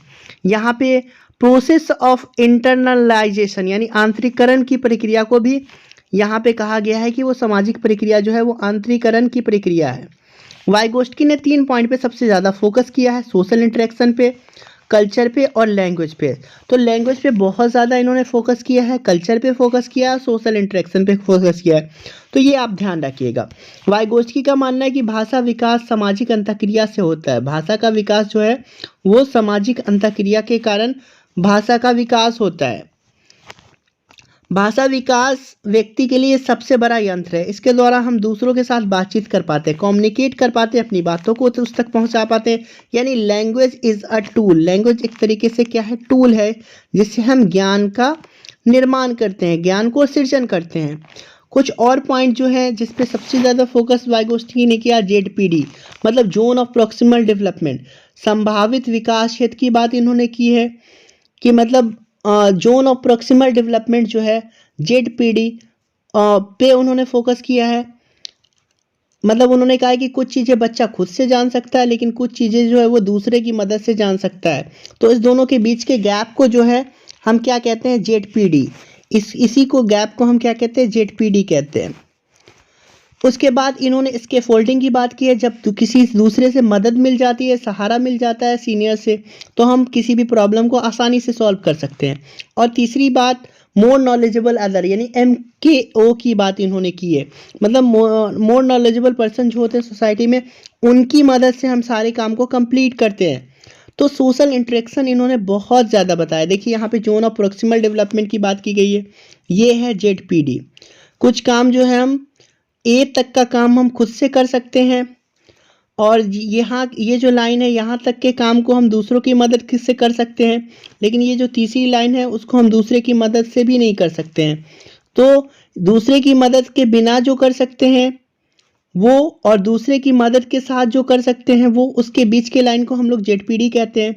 और जो बी वाला एरिया है उसमें हम क्या कर सकते हैं कि दूसरे की मदद मिलने के बाद भी हम काम को नहीं कर सकते हैं। तो ये जो एरिया है ये जेडपीडी का एरिया कहलाता है। देखिए यहाँ पे कहा गया है जेडपीडी, यहाँ पे MKS, यहाँ पे सपोर्ट मिल रहा है, मोर नॉलेजेबल पर्सन जो हमें इसके फोल्डिंग दे रहे हैं, हमें साइकिल को पकड़ना सिखा रहे हैं। तो ये चीज़ें हैं। भाषा के 3 रूप की बात वाइगोस्की ने की है। सोशल स्पीच मतलब कि दुनिया से बात करना, लोगों से बात करना। सोशल स्पीच, प्राइवेट स्पीच का मतलब ये जो है 3+ उससे ज़्यादा के जो बच्चे होते हैं वो क्या करते हैं कि बोल बोल कर खुद से बात करते हैं, तो उसको उन्होंने प्राइवेट स्पीच का नाम दिया, निज वाक। और तीसरा साइलेंट इनर स्पीच कहा, मतलब कि जो 7 से ज़्यादा उम्र के लोग बच्चे होंगे वो क्या करते हैं कि वो मन ही मन में बात करते हैं, तो उन्होंने मौन आंतरिक वाक्य उसको कहा। कुछ अदर इंपॉर्टेंट पॉइंट जो है, जोन ऑफ प्रॉक्सिमल डेवलपमेंट तो आपने पढ़ लिया, मोर नॉलेजेबल अदर पढ़ लिया, इसके फोल्डिंग पढ़ लिया। चलिए आगे बढ़ते हैं। इसके अलावा जो है कोलैबोरेटिव प्रोजेक्ट की बात उन्होंने की है कि बच्चों को कोलैबोरेटिव यानी कि समूह में जो है एक जैसा जो ग्रुप है उसमें बच्चों को पढ़ाया जाए। मतलब कि होमोजेनस ग्रुप की बात की जा रही है कोलैबोरेटिव में, होमोजेनस, जबकि इसमें हेट्रोजेनस की बात की जा रही है, हेट्रोजेनस की बात की जा रही है।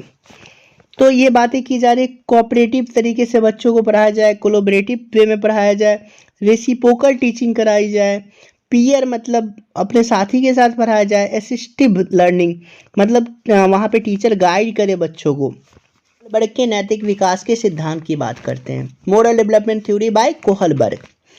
तो कोहलबर्ग ने अपने जो प्रयोग किया था उसमें जो सैंपल लिया था वो पुरुषों को लिया था, तो इसकी आलोचना भी हुई थी। जेंडर बायस थ्योरी भी कहा जाता है इसको। कॉरल जीलिंगन जो कि कोहलबर्ग की ही छात्रा थी, उन्होंने ही मतलब इनकी थ्योरी को फेमिनिज्म पर्सपेक्टिव यानी कि नारीवादी नैतिकता का ध्यान नहीं रखने वाली थ्योरी कहा था इन्होंने। मोरल का मतलब होता है सही गलत को पहचानना, यही नैतिकता होती है।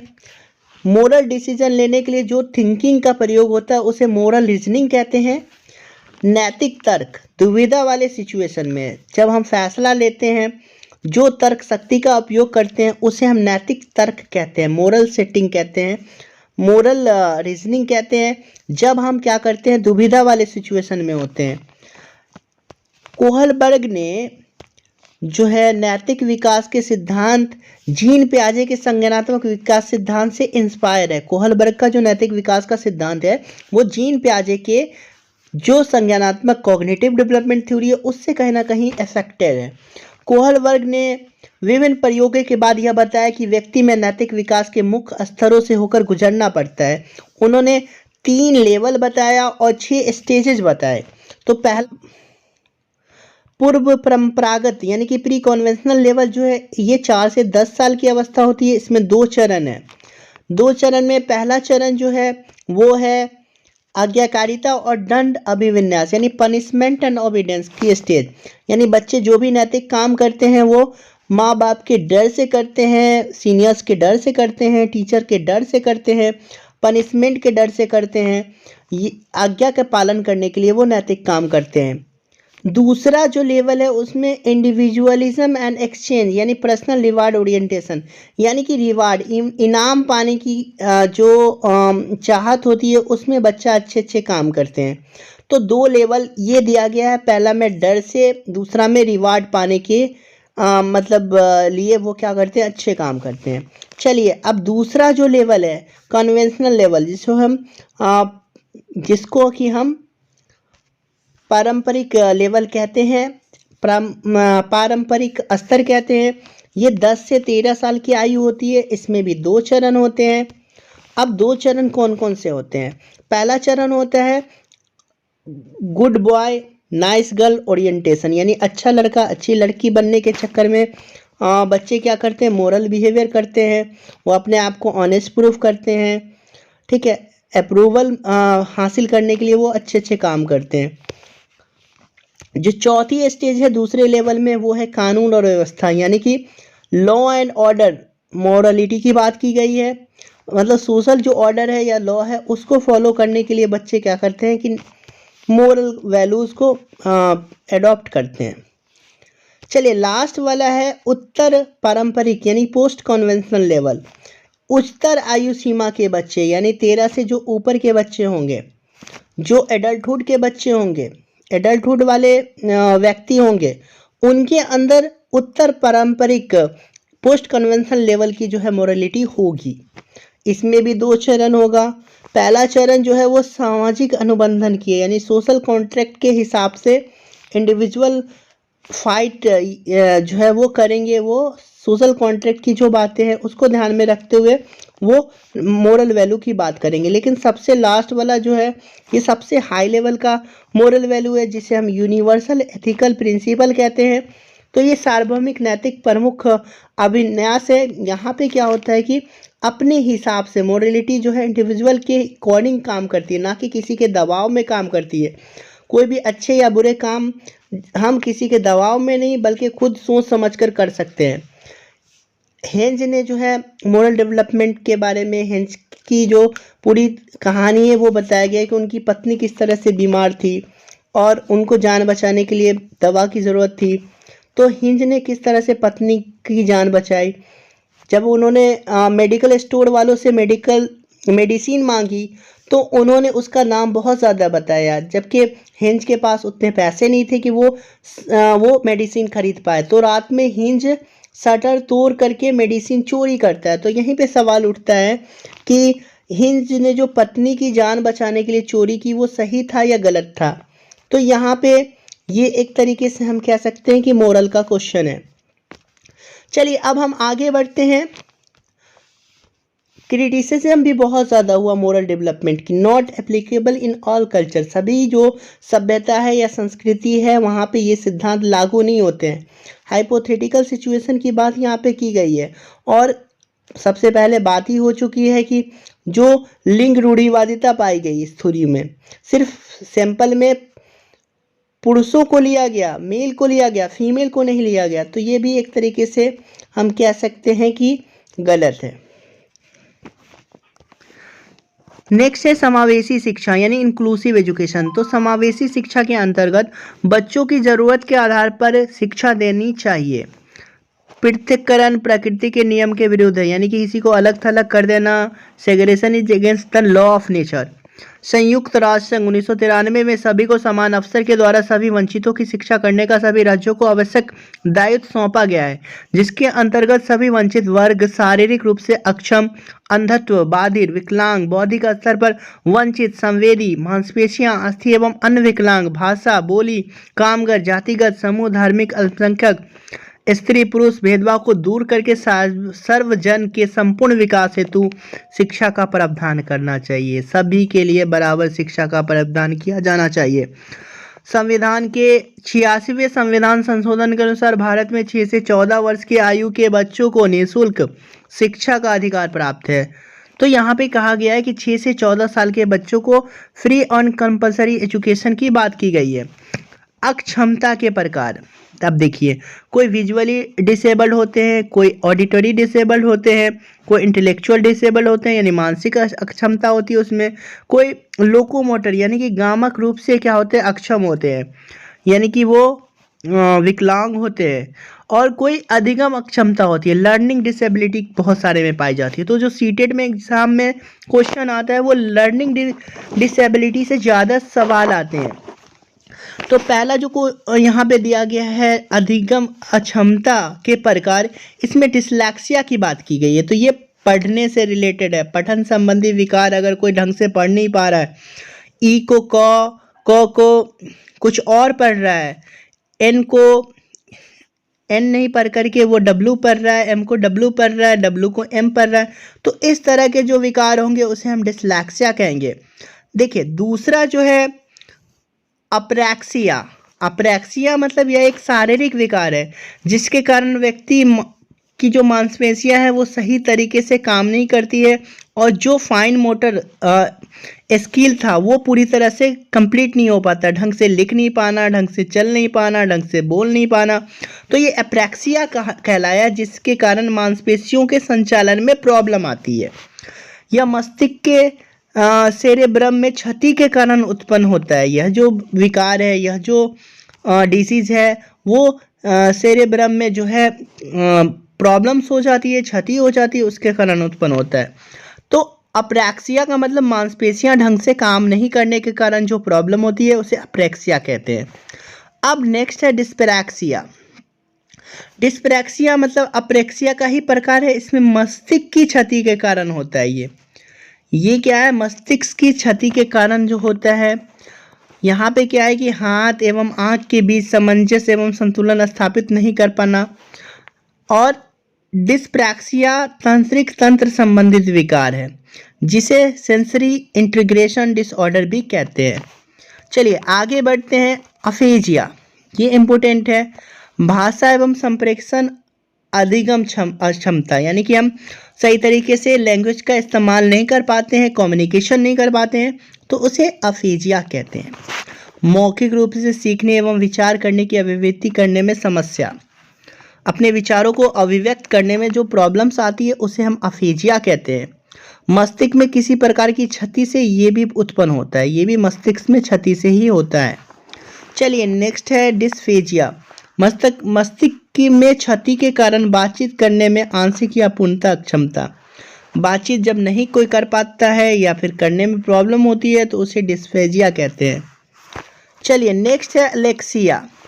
एलेक्सिया में मस्तिष्क में क्षति के कारण पढ़ने में अक्षमता होती है, मतलब माइंड में प्रॉब्लम है तब पढ़ने में अगर डायरेक्ट दिक्कत होगी तो डिसलेक्सिया कहलाएगा, बट मस्तिष्क में क्षति के कारण तो ये कहलाता है एलेक्सिया।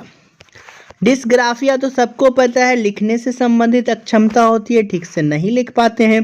डिस्कैलकुलिया भी सबको पता है, गणित या अंगणित समझने में कठिनाई होती है, कैलकुलेशन में दिक्कत आती है, तो डिस्कैलकुलिया कहलाता है। चलिए नेक्स्ट है डिस्थेमिया। ये गंभीर तनाव की अवस्था है, जब हम टेंशन में रहते हैं, प्रॉब्लम में रहते हैं, तब जो हम पढ़ नहीं पाते, सीख नहीं पाते, इसको हम डिस्थेमिया कहते हैं। चलिए आगे हम बढ़ते हैं मॉर्फिया मतलब यह भ्रम हो जाता है कि हमारे कुछ शारीरिक अंग बहुत छोटे हैं या अपूर्ण हैं, तो हमारे अंदर जो है प्रॉब्लम हो जाती है, हम दूसरे से तुलना करके अपने आप को इन्फेरियर महसूस करते हैं। यहाँ पे दिया गया इंटीग्रेटेड एजुकेशन के कॉन्सेप्ट में इंक्लूसिव एजुकेशन बेहतर है। अगर दोनों में पूछा जाए कौन बेहतर है, इंटीग्रेटेड एजुकेशन या इंक्लूसिव, तो इंक्लूसिव ज़्यादा बेहतर है। इसमें आपको पढ़ना है BaLA, building as a learning aid, यानी कि बिल्डिंग को एज ए लर्निंग एड की तरह इस्तेमाल किया जाना चाहिए। बिल्डिंग पे स्लोगन लिखना चाहिए, बिल्डिंग पे जो भी इंस्ट्रक्शन है वो लिखने चाहिए, कोटेशन लिखने चाहिए जिससे बच्चे कुछ सीख सके। तो बिल्डिंग को एज ए लर्निंग एड के तौर पे यूज किया जाना चाहिए। चलिए अब हम बात कर लेते हैं गिफ्टेड चिल्ड्रेन की, यानी कि जिज्ञासु बच्चे की।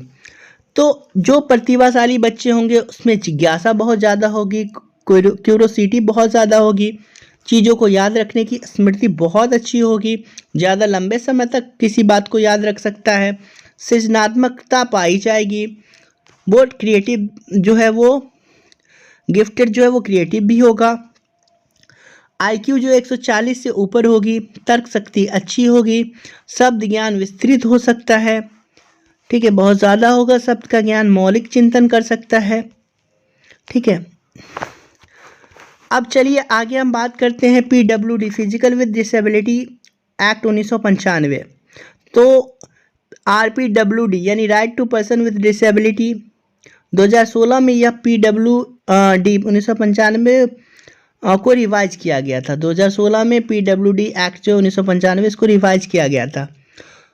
तो इसमें क्या क्या बातें की गई है, 21 तरह की डिसेबिलिटी का नाम बताया गया, अंधापन, दृष्टिबाधिता, तो ये आप पढ़ सकते हैं क्या क्या जो है डिसेबिलिटी जो 21 तरह की है वो बताया गया। चलिए यहाँ भी कुछ दिया गया है, सब मिलाकर के 21 तरह की है, मानसिक बीमारी, बहरापन, एसिड अटैक पीड़ित, ये सब जो है यहाँ पे दिया गया मानसिक विकलांगता में।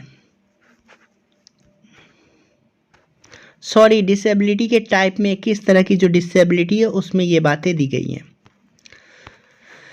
चलिए अब इम्पोर्टेंट पॉइंट है राइट टू एजुकेशन एक्ट 2009, शिक्षा का अधिकार अधिनियम 2009। तो ये तैयार तो 2009 में किया गया था, परंतु जो है 1 अप्रैल 2010 में इसको लागू किया गया था, सिर्फ जम्मू और कश्मीर को छोड़ करके। चलिए जो ये RTE 2009 जो है राइट टू एजुकेशन, ये संविधान का 86वां संविधान संशोधन 2002 में किया गया था और इसमें आर्टिकल 21A जोड़ा गया था, जिसके अंतर्गत निःशुल्क शिक्षा एवं अनिवार्य शिक्षा बच्चों को देने का प्रावधान किया गया है। वो भी 6 से 14 साल तक के बच्चों को निःशुल्क और अनिवार्य शिक्षा दी जाएगी। डिसेबल्ड बच्चों की आयु जो है वो 6 से 18 साल की हो जाएगी, उसको फ्री और कंपलसरी एजुकेशन, जो डिसेबल्ड होंगे उसे 6 से 18 साल तक फ्री और कंपलसरी एजुकेशन दिया जाएगा। एज के अनुसार कक्षा में नामांकन का प्रावधान होगा, एज वाइज होमोजेनस क्लास होगी। RT के कुछ महत्वपूर्ण निषेध यानी प्रोहिबिशन, यानी बच्चों को जो है शारीरिक या मानसिक सजा नहीं दी जाएगी। नो कॉर्पोरल पनिशमेंट जो है क्लास में बच्चों को मिलेगी। उम्र के अनुसार सीधा नामांकन, कोई टेस्ट नहीं। No admission fee, government teacher को प्राइवेट ट्यूशन नियम के विरुद्ध है। गवर्नमेंट टीचर जो है वो प्राइवेट ट्यूशन नहीं दे सकते हैं।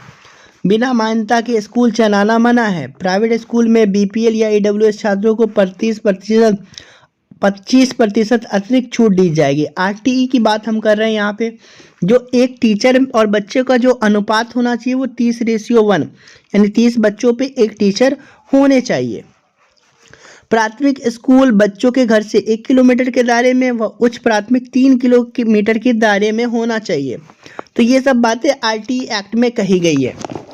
कक्षा 1 से 5 में 1 वर्ष में कम से कम 200 वर्किंग डे, जबकि कक्षा 6 से 8 में 1 वर्ष में कम से कम 220 वर्किंग डे होना चाहिए। ये सब बातें कही गई है। 1st to 5th का टीचर PRT कहलाएगा, 6 से 10 का TGT, 11-12 का PGT। चलिए आगे बात करते हैं कि 1st से जो 5th तक होगा प्राइमरी स्कूल, इसमें जो है 30 बच्चे पे एक टीचर होंगे। 6ठी से 8वीं में 35 बच्चों के एक टीचर होंगे। 9th और 10th जो सेकेंडरी स्कूल कहलाएगा, 11-12 को सीनियर सेकेंडरी कहेंगे। कक्षा जो 1 से 5 है इसमें एक वर्ष में 800 घंटे की पढ़ाई होनी चाहिए। छठी से 8वीं तक में 1000 घंटा, ये बढ़ जाएगा 200 घंटा। और एक शिक्षक को एक सप्ताह में 45 घंटा काम करना है, जिसमें शिक्षण सामग्री का समय भी सम्मिलित है। मतलब कि वो शिक्षण सामग्री लेसन प्लान भी बना सकते हैं उसी टाइम के अंदर 45 घंटे में एक सप्ताह में। Above 150 children, 5 teacher plus 1 headmaster. जिस स्कूल में 150 से ज़्यादा बच्चे होंगे वहाँ पे 5 टीचर और 1 हेडमास्टर की ज़रूरत होगी। तो ये सब बातें आरटी में कही गई है। चलिए अब हम बात कर लेते हैं राष्ट्रीय पाठ्यचर्या की रूपरेखा 2005 यानी नेशनल करिकुलम फ्रेमवर्क 2005। तो ये सब सीधा सीधा आपको याद कर लेना है। 2005 जो है one of the 4 NCF publish in 1975, 88, 2000 और 2005 में जो पब्लिश किया गया है। तो ये चौथा जो है नेशनल करिकुलम फ्रेमवर्क है। इससे पहले 1975, 1988, 2000 में ये पब्लिश हो चुका है। NCF 2005 के अनुसार स्कूली शिक्षा पाठ्यक्रम पुस्तक केंद्रित न होकर बाल केंद्रित होगी, चाइल्ड सेंटर्ड होगी। NCF 2005 का अनुवाद संविधान की 8वीं अनुसूची में दी गई है। 22 भाषाओं में भी किया गया है। जो 8वीं अनुसूची में 22 भाषा सम्मिलित है, सभी में जो है NCF का अनुवाद किया गया है।